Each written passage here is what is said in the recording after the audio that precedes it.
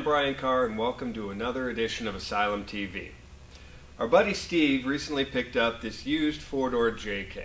Now, it already had a lift on it, but it's seen a lot of miles and a lot of trails. So, it was time to upgrade. We gave Steve some options, let him call around and pick out his own choices. What he ended up going with was getting a pretty smoking deal on the Synergy Coilover kit. So, he brought it in here to Scott at Scorpion Fab. We're going to take off all the old suspension components and put on the coilovers. I'm going to get this thing in the air, get started tearing down. Scott's going to walk you through the kit. Also going to take some time to explain to you the different spring rate options and your shock options.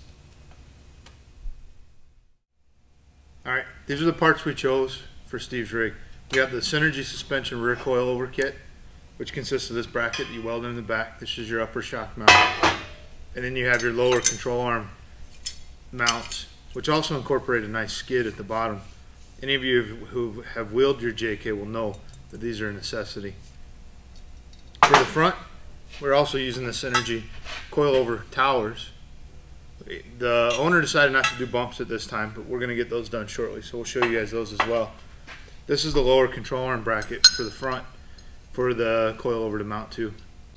We're also going to replace all the factory hardware in the control arms and track bars with this F911 kit from Synergy Suspension. So we've got a lot of work to do, so we'll get started on it and we'll keep you guys updated as we go.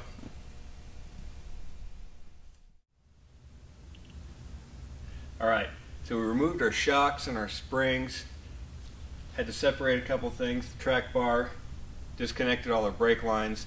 So the next thing, what we got to do to get ready for everything else to go in is take the rest of it out. That means cutting out shock mounts, coil mounts, spring perch, and the bumps. So got a lot of cutting to do, then some grinding, then we can start putting in all of our coilover mounts.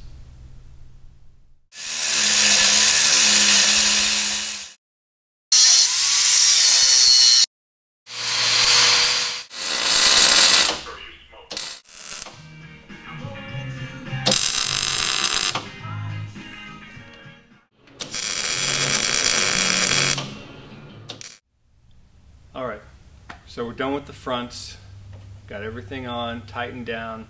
What you didn't see was us test fitting the shocks.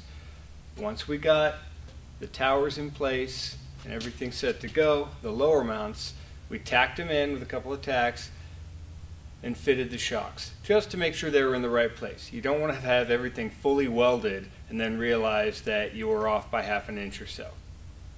Really difficult to make up after that.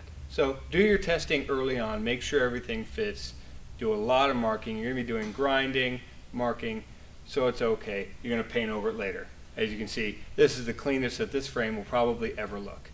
So now we're going to get to the back and start on that mess. Because I'm telling you, this rig needs a lot more work.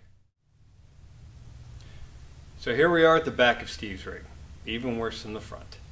You can see the shock here when it drove in wasn't even connected. The rod was completely out of the shock body. So first thing we're going to do is take all that off. We're going to do a little cutting here so that we can put on the lower mounts, which are actually the bolt-on part of this process, onto the lower end here. Then we're going to remove the stock rear sway bar, and that's where the bracket's going to go for the upper mounts for the shocks. Then it's going to be pretty much the same thing. We're going to do some test fitting with the shocks to make sure everything's in the right place at the right angles. Then we're going to take them back out, finish off the welding, and secure the shocks back into place.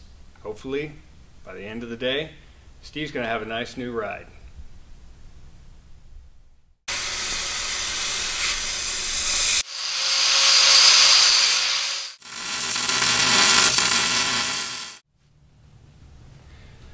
Well, we're all done with the rear.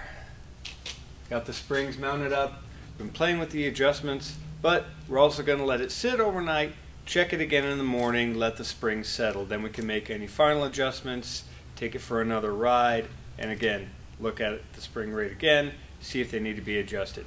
We're going to fine tune the ride height to what Steve likes and give him the lift that he desires. After that, of course, we've got to remount the muffler because we had to cut it to make room for the mounting brackets up on the top. So we'll remount the muffler, put it in a nice convenient spot, and Then it's pretty much all Steve from there. He's got the options here. The mounting tube in the back has a hole in it. Space along the side, so if you want to go with an aftermarket rear sway bar, like an anti-rock or something, it's more than able to accept it. After that, looking at some bump stops, maybe some air bumps, whatever he wants to do next. But from here on out, it's a very nice coilover ride. We'll see you next time.